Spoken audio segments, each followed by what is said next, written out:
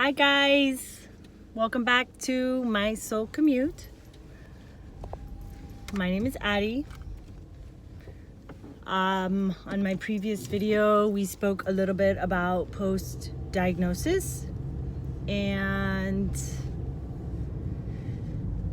today I guess I want to continue a little bit about what was going on during that time after we found out that our son was type 1.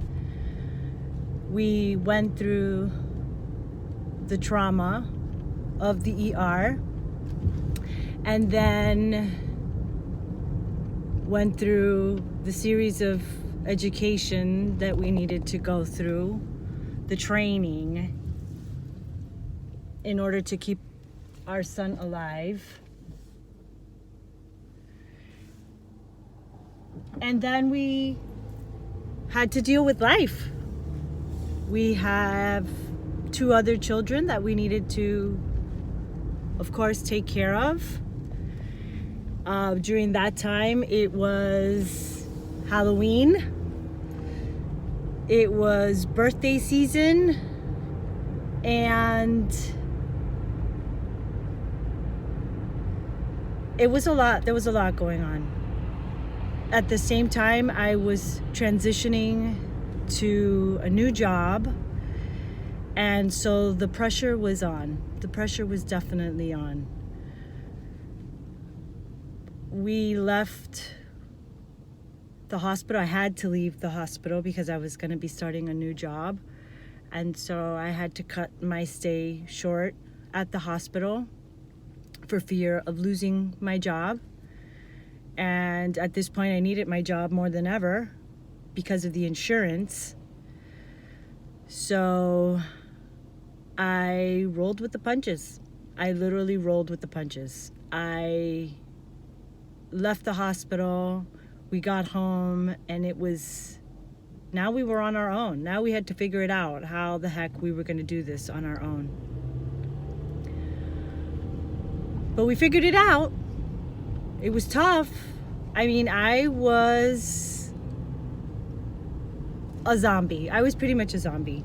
We got back from the hospital on a Sunday. I had to go back into my old office for about 3 days and then go into my new office on a Thursday and meet new people and get new training on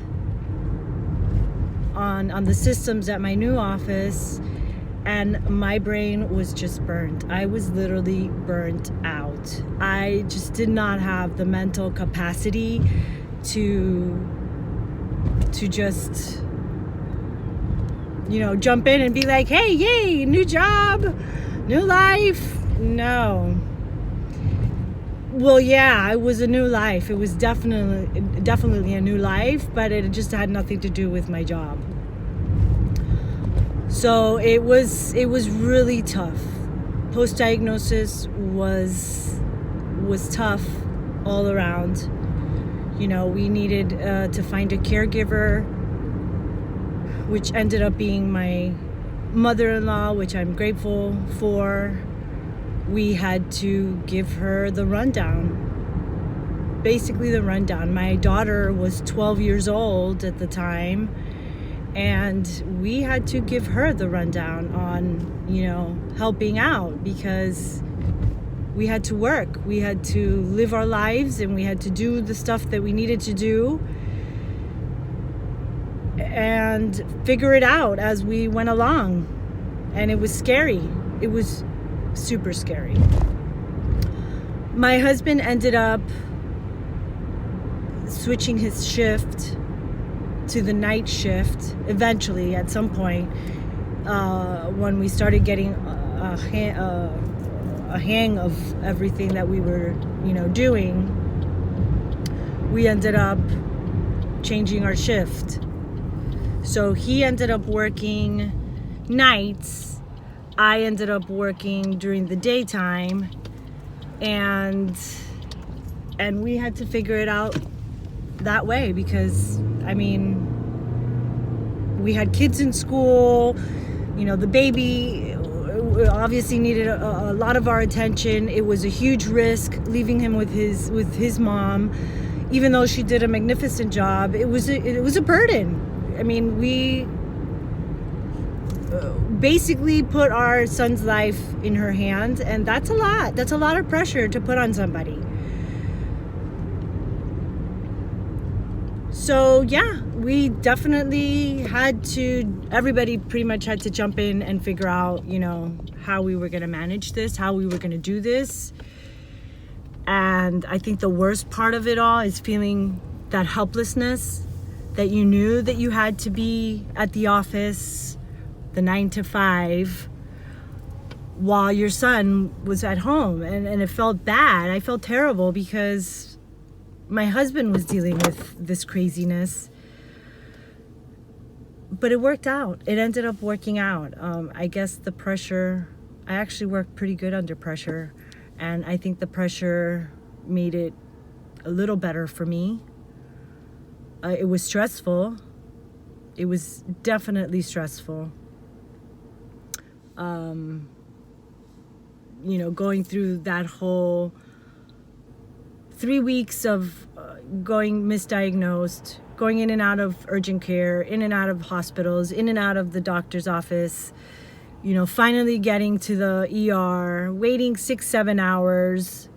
Already I was suffering from exhaustion because I had, my husband in the hospital, my other son in the hospital. They get released.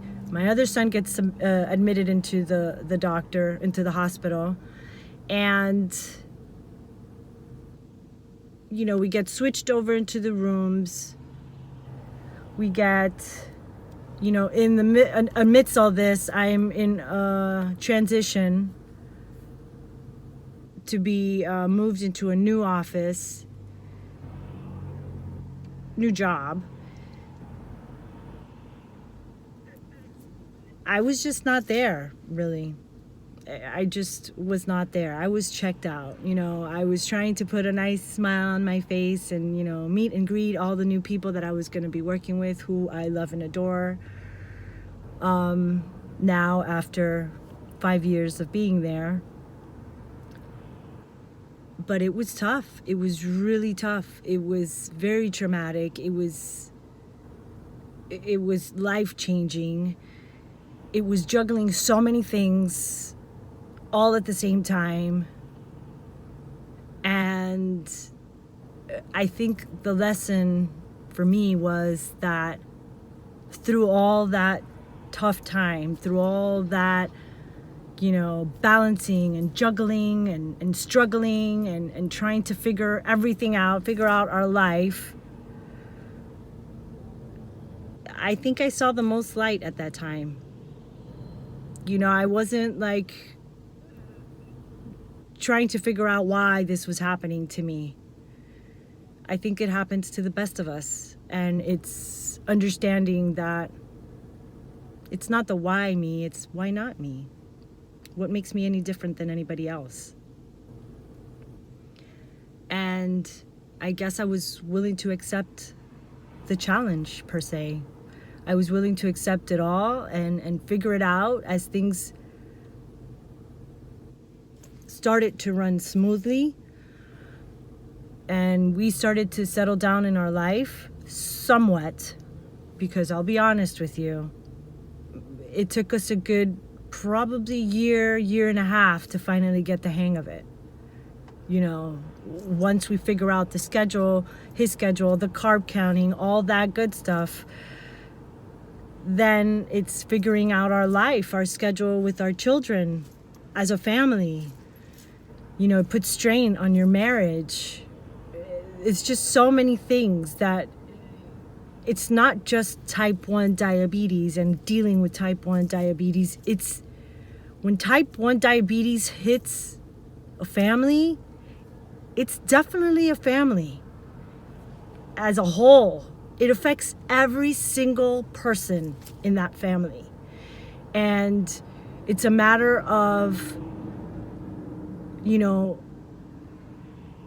as I look back now, it's a matter of grieving. It's a matter of being sad, heartbroken, you feel like the world has ended, but I feel that you need to go through those stages. You need to feel that grief. You need to cry. You need to scream. You need to crawl into fetal position under your coffee table and not get out for a couple of days, because your kid needs you and you need to be strong for that child. And it's really hard, believe it or not. It was very hard to look at my son without welling up into tears.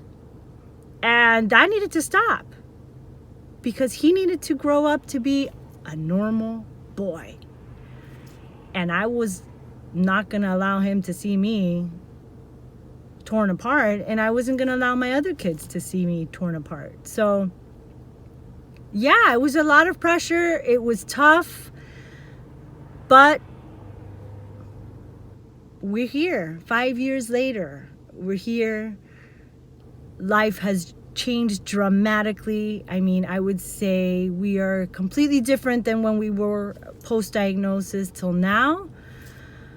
And it was through all that dark time that I actually saw a little glimpse of light. Not instantly, but I did see a little glimpse of light, saying, you know, it could be worse. It could be far worse. And I'm thankful that it wasn't. Yeah, it's tough. It's hard not to want to cry just thinking about it. But yeah, I guess that's all for today. As always, I wish you lots of love, lots of light, and above everything, a ton of health. Thanks.